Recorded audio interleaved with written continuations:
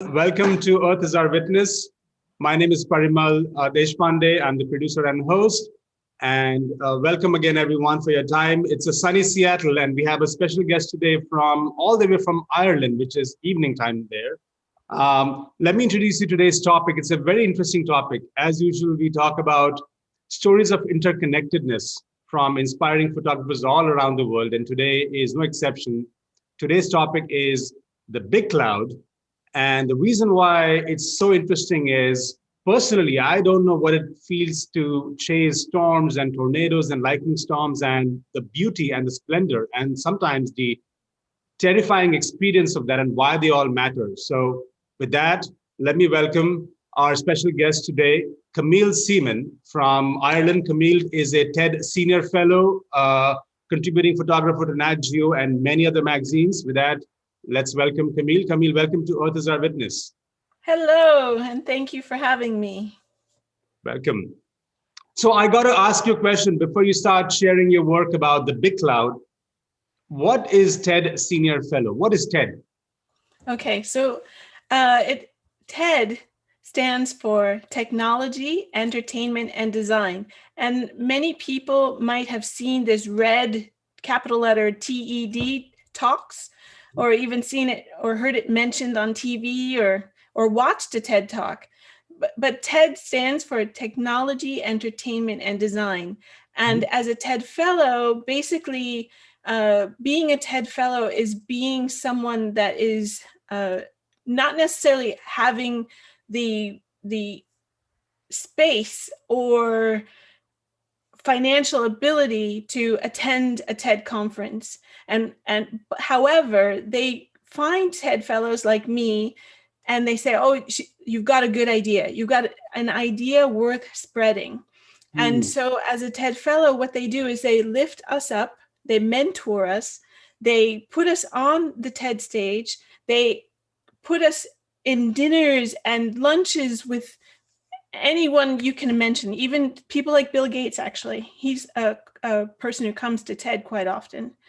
And so they put us in the same environment with all of these world changers, knowing that we as TED Fellows will also potentially change the world. Wow. And how many TED Fellows are there? Well, now, because the program started back in 2009, there are now over many hundreds of us. I would say close to 500 of us. But every year they select 20 people that can be from all over the world. They're not just in the United States, they can be global. And so they just, actually this past few days, they chose the 2021 TED Fellows class. And they're people, when you hear what these people are working on, it really is world changing. Wow, fascinating. And I know the reason I ask is your TED Talk, and not to be confused with TEDx Talk. Those are more independent, Correct. but original TED Talks has been viewed by almost 2 million people. Yes, yeah. And it's interesting because that one that went over 2 million was my second TED Talk. And that one, I was on the big main stage. And I remember because I took the stage right after Bono, and then Sebastião Salgado came on. Oh my God. Me. So it was like no pressure. Oh my God. Really? Wow. Fascinating. Well, everyone watching live, welcome. And you guys need to all watch, Camille's TED Talks. There's so many talks he's done. And we're going to hear one of those here, The Big Cloud. So Camille, let's get started. Thank you. Okay. So I'm going to try and tell this story of what it's like to become a storm chaser, how somebody like me even got involved in it.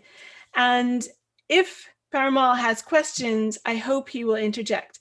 But I don't know how we handle questions from other people, but please know that you can always email me with your questions. Yes, just to answer that one, I do encourage the audience to ask questions via either Facebook Live or YouTube or whatever format, and I'll try to pick towards the end. I know you have an excellent flow, so I'll try to limit my questions while you're in the flow, and we'll have some time towards the end in which I'll be sure to ask questions on behalf of the audience as well. Okay, great. Okay, so I know that a lot of people watching this are curious about storm chasing. Maybe you've seen the movie Twister or Sharknado or one of these Hollywood ideas about storm chasing and specifically chasing tornadoes. And I'm here to hashtag keep it real and Okay. let you know what it's really like to become a storm chaser and why I did it and how I ended up with these pictures called the Big Cloud. But before I do that, I feel it's only fair to tell you that my name, Camille, I was named for Hurricane Camille in Hmm. 1969. So be careful what you name your children because it definitely has an impact on the trajectory of their life. That's a good one. Yeah, my surname is Seaman, and we all know that I also spend a lot of time on ships, but that's for another day. That's another So, day. so today with the Big Cloud, I wanted to say that most people who want to become storm chasers, they probably come about it like I did. And for me, I this was back in 2008, was vacuuming the living room. And my then 8-year-old daughter was watching Storm Chasers on the Nat Geo channel. And I remember as I looked at these colors and she saw me, I was bending my head sideways because I just wished they had turned the camera. I wanted to see to the side. And she saw me, my 8-year-old daughter saw me do this. And she said, Mom, you should do that. And I said, yeah, I should. And her dad came in and he said, well, why don't you go Google it? So during a commercial break, I went in and Googled storm chasing. And if you do this, you will find a whole world opens up to you about this world of storm chasing, the people that do it, how they do it. And for me, there were many sites that offered storm chasing trips as sort of like a vacation. Hmm. And so I looked for the one that had the most passion, the one that had like lightning flashes across the screen and thunder sounds. And I was like, I want to go with that person. And so I looked through their trips for 2008, and unfortunately, all of them were sold out. And I just sent them an email and said, I'm really interested in doing this. Please, if any seats come open, let me know. And less than a half an hour later, I got an email back from him saying, can you be here in 3 days? We just had one spot come open. So just 3 days after my daughter saying, Mom, you should do that, I was doing it. Wow. So what does that look like? I'm going to show you now. I'm going to share my screen with you. And this first image, hold on. You'll see this is that first kind of storm chasing thing. And you can see this van, it looks like a normal van, but you see those antennas on the top of this van. All of those, we have live streaming data that feeds to our computer that has programs on it that give us Doppler, like as it's happening, Doppler radar and real-time weather information, a lot of data. And so we're constantly looking at data to figure out where we should be, which way the weather is happening, and how do we get there. So inside the vehicle, you can see here, we have it set up where there are multiple computers, screens, so that us in the back, we can still see. And in this image on the screen, you can see this blue with the green and the red. And you can see there's lines that are coming out of it. These lines are showing the direction that these clouds are moving in. And I want to stop here and say, many people don't know what a supercell is. And a supercell is basically one individual cloud. It's one cloud that develops because of a few different conditions.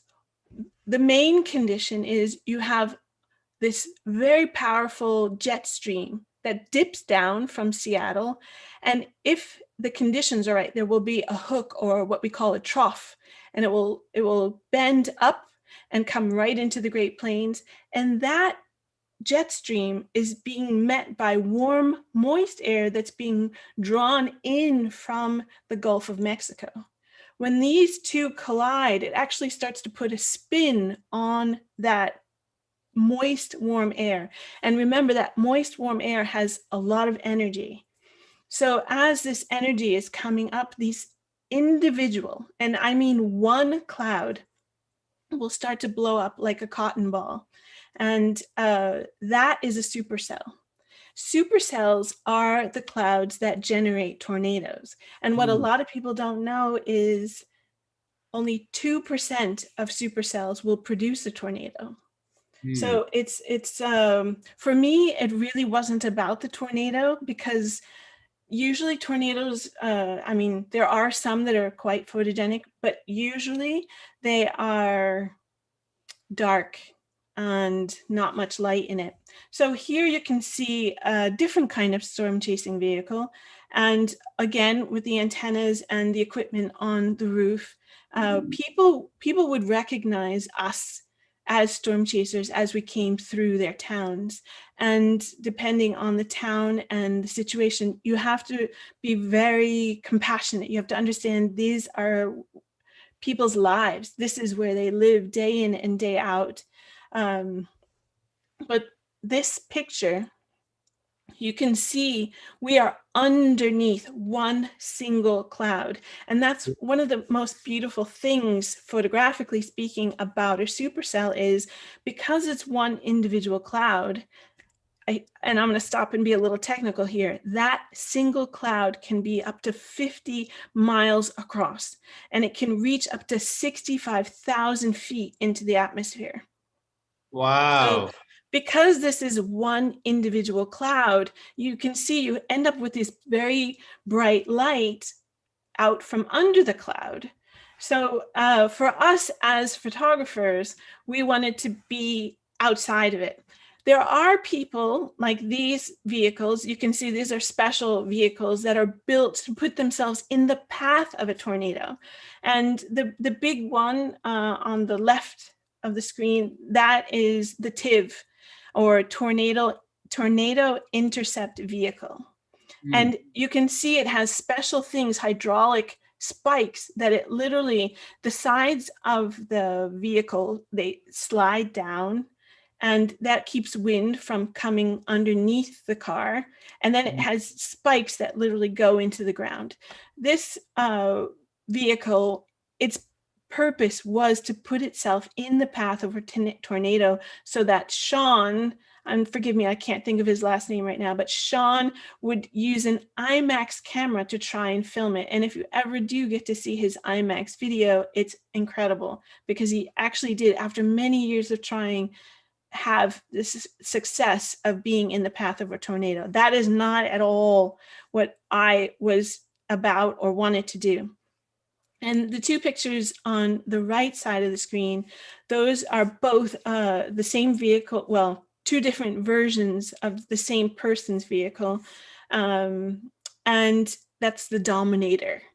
So you might have seen his TV show on one of the, I think TLC or the Learning Channel or one of those, but he, for many years, he's still out there chasing storms now. So you can follow him when he's live from the road. But those guys had a lot of testosterone, a lot of adrenaline, and it was never, ever like that when we were chasing. So this first year in 2008, oops, it's going by itself. This first year in 2008, oh, now it's really going, sorry. Wow. Yeah, no, it's okay.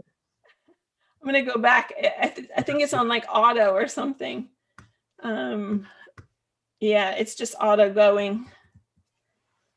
Let's see if I can stop it. If I do this, and just bear with me while I make it so it doesn't automatically do this.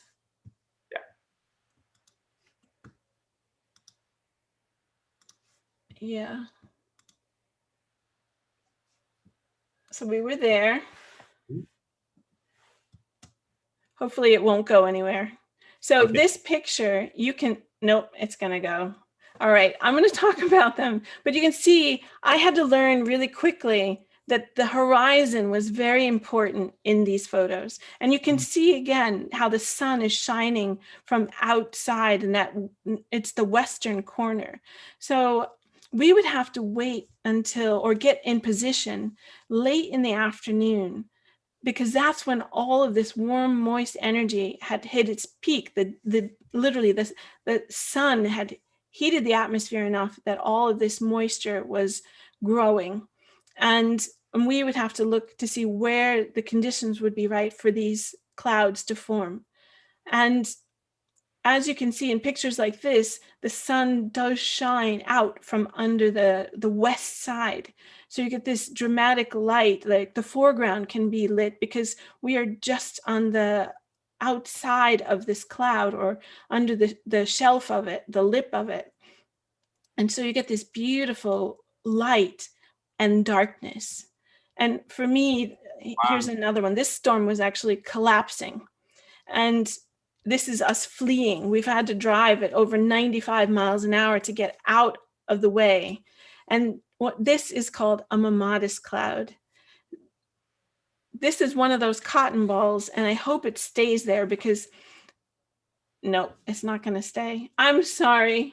That's okay. Try going back to the keynote presentation and see if we can. There was a timer somewhere on your presentation. Let's try that for a second. Is it going to keep going? Yeah. So this one was collapsing. And so sometimes all of that energy that goes up, of course, it has to have a place to come down. And it was probably one of the most incredible experiences. And one of the things I'm really sad that I can't share with you as you look at these images is the smell. Do you know that smell of the pavement in the summer right before it's going to rain? Yes. Oh, Yeah. or the Yes. smell of grass or wheat, Yes.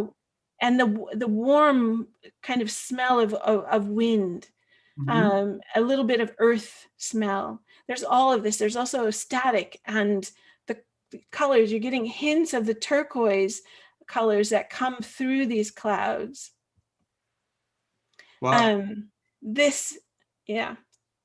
It's beautiful. I got to say, even this one in which you are trying to run away, it's a beautiful, surreal image. It's just And stunning. Can I ask a question from the audience, Isabel? The pictures are so beautiful. Is there a common point between photographing storms and clouds that you're doing here, and you also photograph icebergs? well, that's a great question. And for me, it is always about the quality of light first. Quality of light first, because it doesn't matter how great your subject or composition, if you don't have this very interesting quality of light, like for example, in this picture, I tried my goal, whether it's icebergs or clouds or even people, is to make images that will withstand the test of time. Mm-hmm. I want to make images that are, if they survive 100, 200, 300 years from now, that people will look at it and go, wow. And that I'm not trying to make a trendy image. And when I'm standing before, things like this is not a tornado, by the way. This is actually what we call a LP, or low precipitation mesocyclone, which means it's rotating cloud. And so often it gets the nickname of a barber pole. And I don't know if you've ever seen the old barber poles that have this Yes. ice cream sort of Yes. spiral. Red and blue and the white things. Yes, the swirls. Yeah. Exactly. So this cloud is not a tornado, but you can see it's hovering just over this farm. And this particular experience with this storm, I'm standing in the middle of a wheat field, and I remember asking our tour leader, I said, should we be worried? Because it literally was coming right at us at about 20 miles an hour. So a steady clip, but coming right at us. And he was very nonchalant. He said, nah. And it was one of the most, there are only 2 times in my entire life as a photographer where I didn't know what to do with the like I didn't know which way to point it. It was so overwhelming to have this thing come over. It was so in every direction, stunning and emotional. And again, imagine the sound of wheat sort of rustling in the breeze as this thing is coming over. This was in Nebraska on the border with Colorado. And at the time there were fires, wildfires happening in Fort Collins, which was just over. You can sort of see the sun. There's this weird kind of greasy yellow orange color. That's actually partly because of the smoke that was in the sky that gave these conditions to make this kind of image. It's a stunning image. I got to say, if you go back for a second. Up to this one? Yes. People living in that farm, do they like run away from this, or this is usual for them? Well, that's why I think it's really important. Sorry, it's stuck. Yeah. I'm just going to do this. Yeah, let's do it. Yeah. And make it big. Perfect.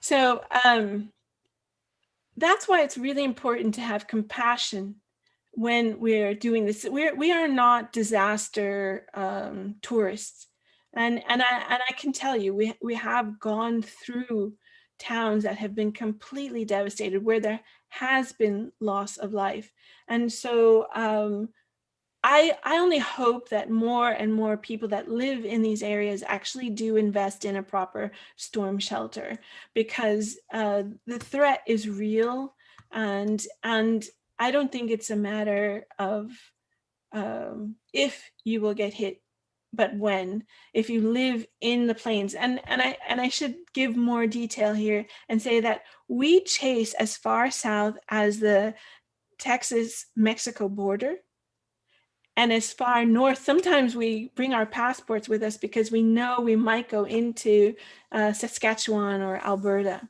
So as tornado season starts, which is actually now, we start south. That's where all this warm, moist heat is, and it's where the trough of the jet stream is coming. And then as the season warms up, May and June, we start moving further and further north.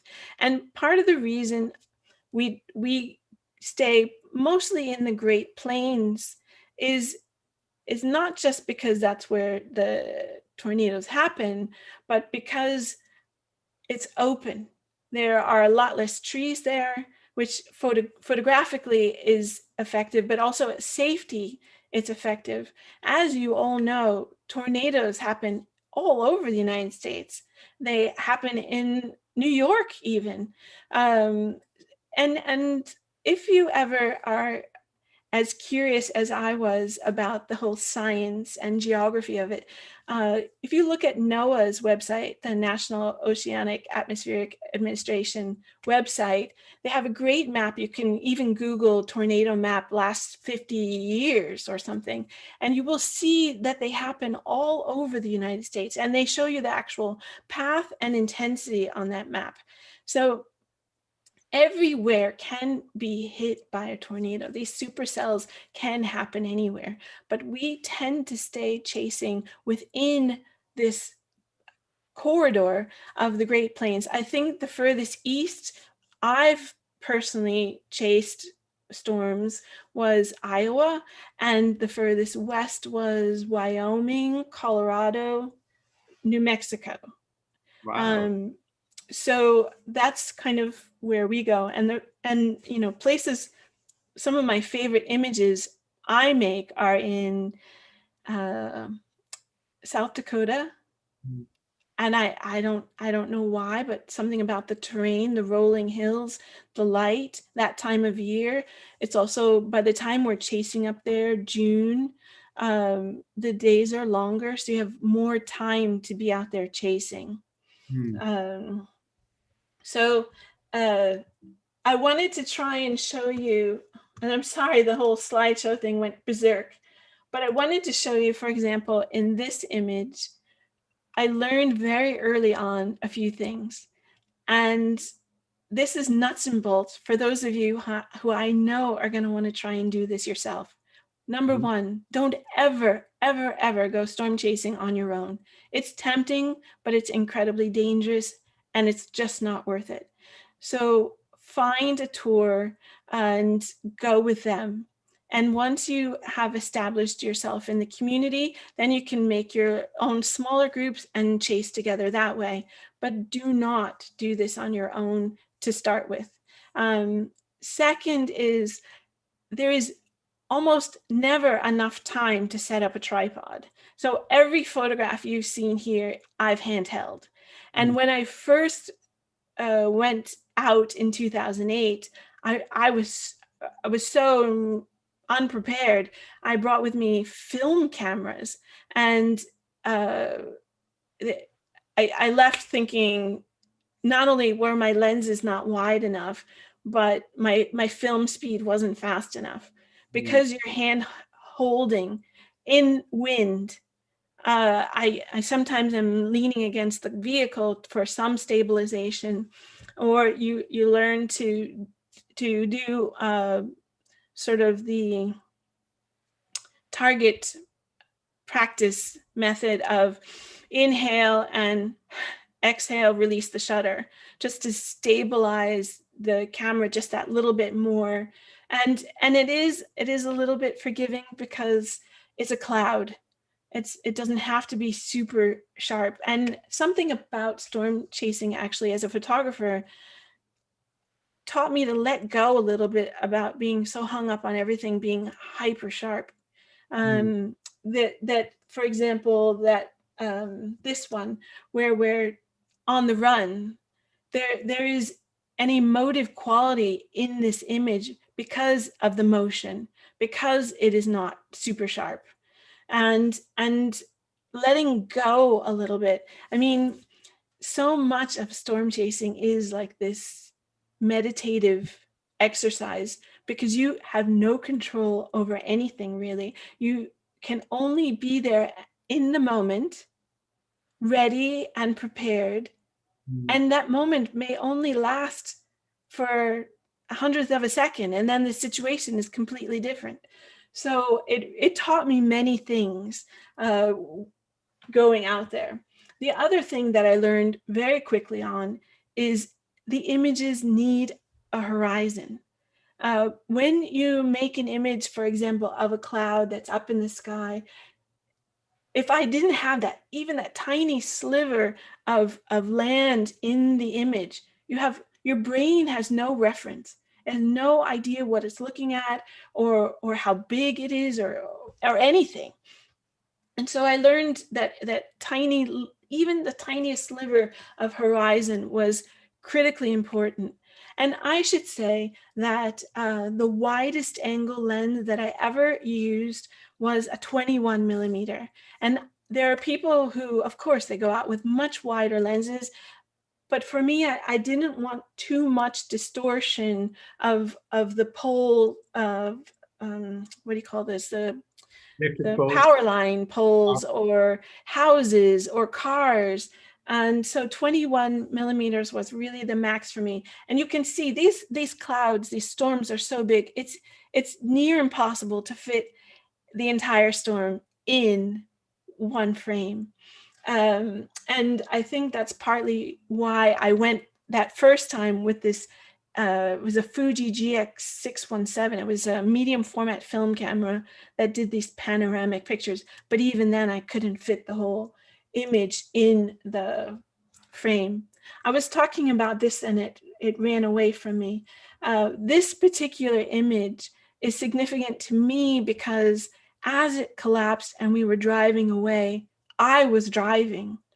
And after my first week of being a paid storm chaser, I said to the man leading the trip, I said, I really enjoyed this.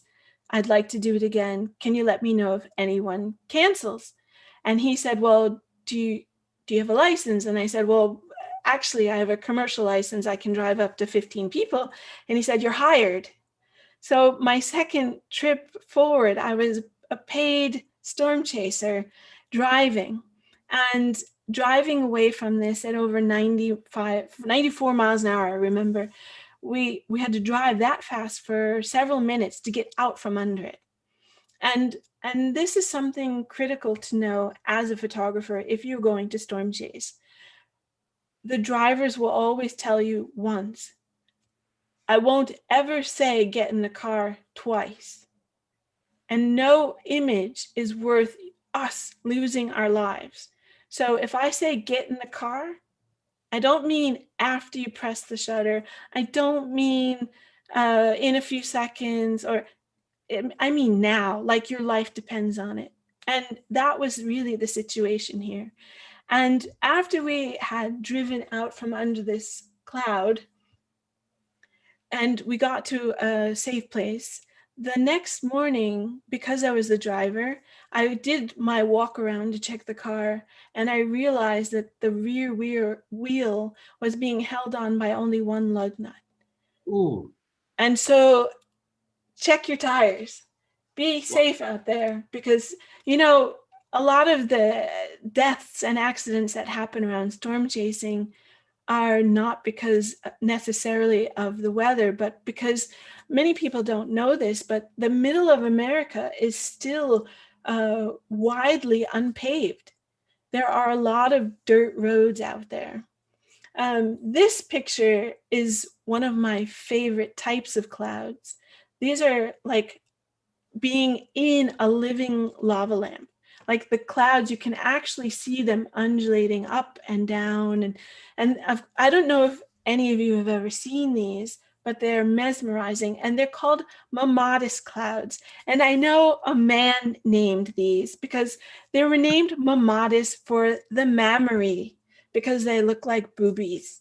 And so you can get these in all different kinds of colors, but they are always really just stunning. Yeah, so there's that one. This one, you had a question? Oh, the beautiful clouds. They are. And I mean, I don't know what I would have named them, but I don't know that they would be mammatus. I think I would have called them lava clouds or something. Lava clouds. Maybe that's what we'll call them moving forward. And so this actually, I call it the cotton ball tower going up. In this image, you can clearly see the effect of this warm, moist air that creates this tower. Now, if I told you that was 65,000 feet into our atmosphere, it's just an incredible thing to witness. And you literally can watch it blowing up. And what ends up happening is once it gets up to the jet stream hits it and puts a cap on it. And that is called the anvil. And that process is very important, because once it has an anvil on it, it's like a lid. And so all this warm, moist air has nowhere to go. And so it hits this jet stream and it starts to get rotated. Or it just gets beautiful. I have this picture Can because... I ask a question on the previous image? Oh, should I go back? Yeah. Yes, you can go back. You said this one is 65,000 feet up. I mean, that's really high, you know. It is. Put that in perspective, airplanes, Boeing planes, they go at 30, 35,000 feet, maybe sometimes 40,000. Exactly. And I've been in planes where they're like, we have some weather up ahead, we're gonna just go around it, because they are individual clouds. You can easily fly around it. Wow. And so you would not, as a pilot, want to fly through there, because what is also happening in these clouds is all that moisture is getting pushed up. The cold is causing it to condense, and then more moist air is pushing that up, and so you start building hail. And we've had hail the size of baseballs. Wow. I know that they can get as big as grapefruit. But can you imagine flying through that and getting pummeled by hail? I mean, it's not something you want to do just in a relaxed way. Yeah. I have this image because just recently, a lot of people don't believe this when I say it, but I never ever delete any of my files, any. Hmm. And I made this exposure in 2011, and I just found it, like saw it Wow. this past week. Like it was sitting in there, and I had never even really saw it. Even though I probably had thumbed through it, it didn't catch my eye. And one of the things I wanted to share is the way that we see is always constantly changing and evolving. And I think, especially in the digital age, storage is really not that expensive. I would much rather have the ability to go back and find things like this, that suddenly I see something that maybe you don't see anything, but for me, it's like, oh, wow, look at that. The way the sun is just hitting that little bit of grass between the poles. So I never delete anything. It's beautiful. This is a beautiful image, and it's Yeah, well, and well and said. and this one is, I mean, I remember standing in the wheat field looking at this and knowing, many photographers will know what I'm talking about. And it happens a lot with people who use Leica. Um, Something about coming from a Leica film background. Sometimes you knew when you pressed it, you could feel that you had got it, that That, you could feel it almost being burned onto the film. And for this, I was using a Canon DSLR 5D, I think, and I just knew I had it. Another thing that will surprise people is I don't often check the back of my camera while I'm there. hmm. Um, and I don't know why. I mean, I Probably guess, just in the moment. You're just in the moment. yeah, I wanna be making the photos, not looking at a screen. And one of the other things that's so special about storm chasing is, many people look at my images, and if they want to see more, they can go look on my website, and there's lots of these storm images. And they say, well, are these altered? How much Photoshop is this? Um, this is what I saw. Hmm. And to the point that I don't even crop the frame. Like, Hmm. this is the full frame of the image. And that's part of my joy. I know that other people have joy and enjoy messing around with their sliders and knobs on software, but that is not part of the message. Um, if you watched my TED talk about chasing storms, I share a story about growing up as an Indigenous Shinnecock girl. And this time that my grandfather took us out in a Long Island summer, and there were no clouds in the sky, and it was hot. The humidity on Long Island is well known. And after some time sitting in the sun, we began to perspire. And just when we were about to really wilt, my grandfather pointed where a small white tuft of cloud appeared in the sky, and he said, "You see that cloud? That's your sweat. That becomes the cloud, that becomes the rain, that waters the plants, that feeds the animals, that feed us." He was always trying to teach us about our interconnectedness.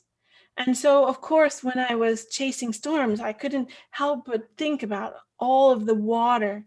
Because another thing about being of an Indigenous perspective is we don't see ourselves as separate from nature. We don't see that humans are somehow at the pinnacle of life on this planet. See ourselves as integrated, as related, as interrelated and interconnected. That we see that all animals our relatives, all fish, all birds. We even see the stones as the blood and bones of our ancestors. So when I see a cloud like this or an iceberg, I know that I am somehow making a portrait of one of my relatives. Mm. Wow. Yeah. This picture I have in here because storm chasing for a guy isn't that bad. But for a woman, there are things that become a little challenging, especially when it comes to bathroom breaks. Mm. And in this particular image, this was in South Dakota, a place called Presho. We are literally under the anvil of the cloud, and we're looking out. You can see this white line at the just above the sun, that horizontal line. That's the edge of the cloud. So we are deep under it, looking out, almost like you're under A an cave umbrella. or an umbrella. Yeah. And as we're looking out, it's fantastic. One of the dangers, real dangers of storm chasing is, of course, lightning. And there are many forms of lightning. There's cloud to cloud, and there's cloud to ground. And when you get cloud to ground lightning, I mean, literally it can set the prairie on fire. We've had to stop at the side of the road where lightning has struck the asphalt, melted a hole, it's on fire, and we're pouring stuff to try and put it out. In my desire to keep it real, I had to go to the bathroom because once we're in chase mode, there is no stopping at all. It's not like, oh, can we find a gas station? We're in the middle of nowhere. And so you're in the wide open. And at this particular point, this place, there was literally cloud to ground lightning, pink and purple, happening all around us, like to the point where you could feel the vehicle shaking. And I had to pee so bad. In my mind, I had this fear that I was going to get struck by lightning while I was trying to pee. and so I just wanted to share that, these are the realities of chasing. You watch a Hollywood movie, they will not tell you that. And Yeah. they will not tell you that you will be eating really bad roadside food for days. They will not tell you that you will pull into the tiniest little motel or hotel by the side of the road very late at night after spending 10 to 12 hours in the car.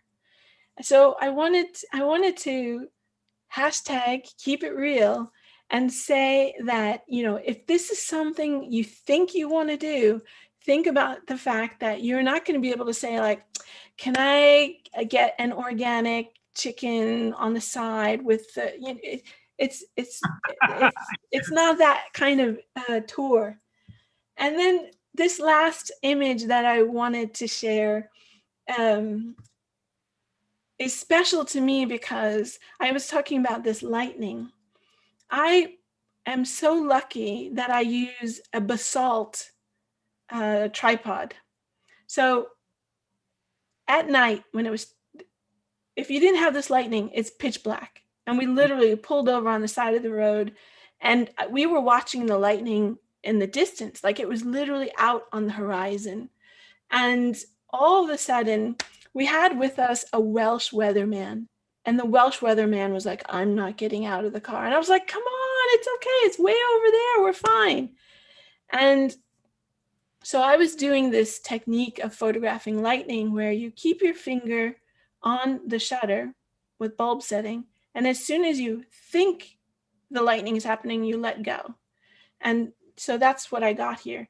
But what was actually happening, the reason I knew to let go is because I could hear through the wires approaching this, just like a Frankenstein sound, that zzz of the electricity coming through the wires. And it literally wrapped around me, this ball of lightning, as I let go.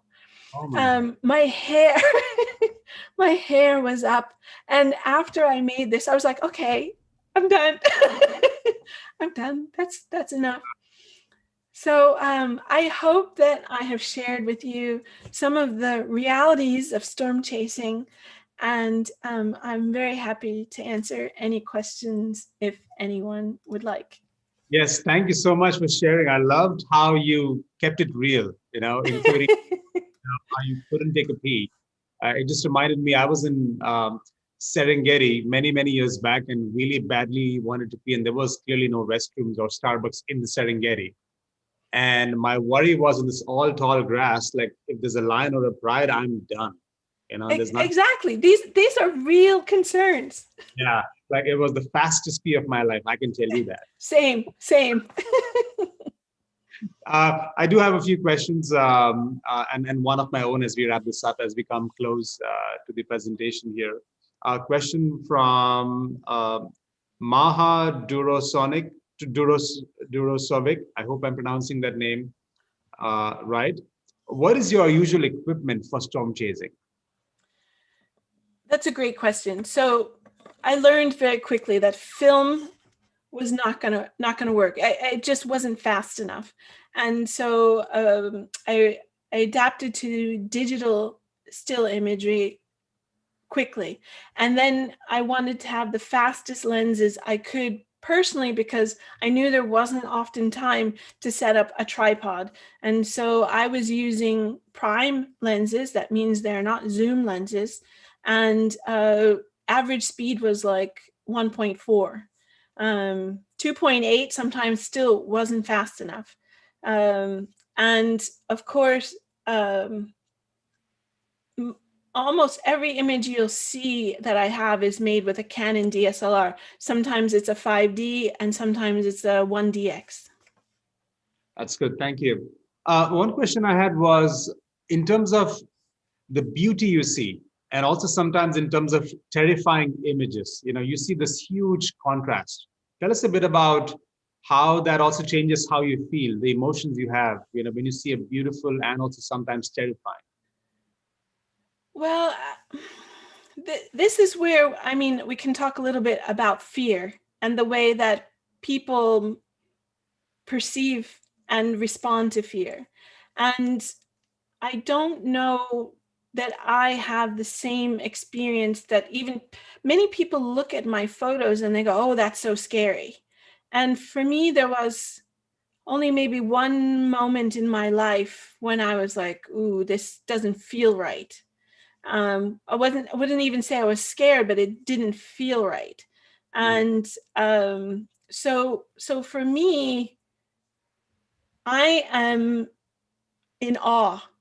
And these things, this moment, this thing that's happening in front of me, I feel so humbled and honored to actually witness and stand in front of, when I know that most people, it is their wiring to turn and run and seek shelter and not move towards it. And so I am just standing in gratitude as I am making these images, pressing the shutter, saying, look at that. Oh my goodness, look at the color here. Look at the structure there. So it's not, I think the interpretation of other people looking at it could be terrifying or fear.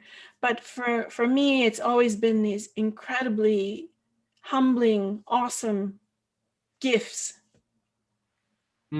Is that, you said something very interesting a few images back when you talked about your grandfather and the connection, we all, that's your sweat in that little cloud. I thought that was profound. I could have never made that connection myself, is to think that a cloud is relative. That was profound.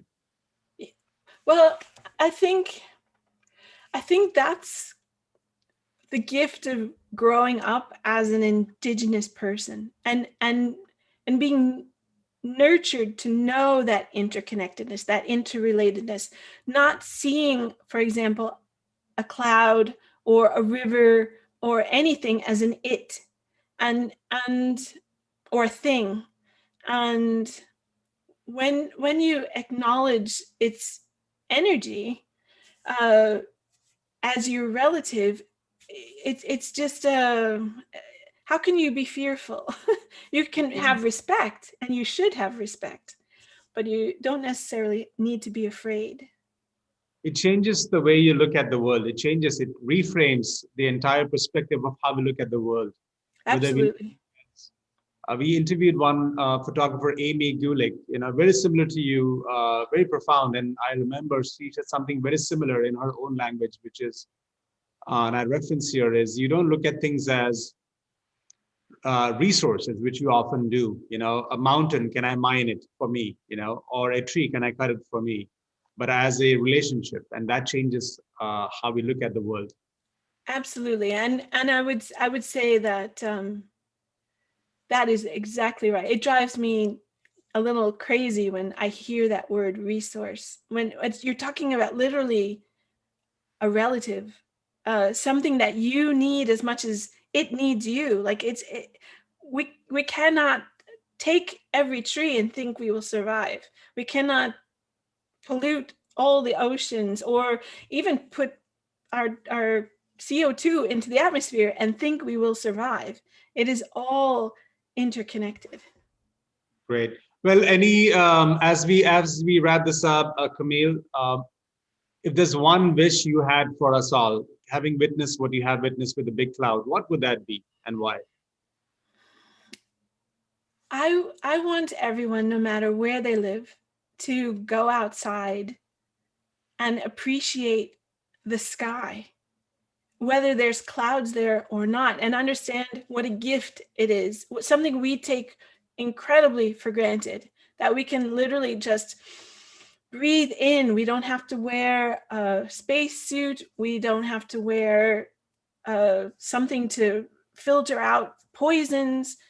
We have this gift of an atmosphere that literally gives life. And one of the things I didn't say about the importance of these storms is, much like Shiva is the destroyer, but also the creator. And there is this yin yang balance of life that is destroyed in order to make new life.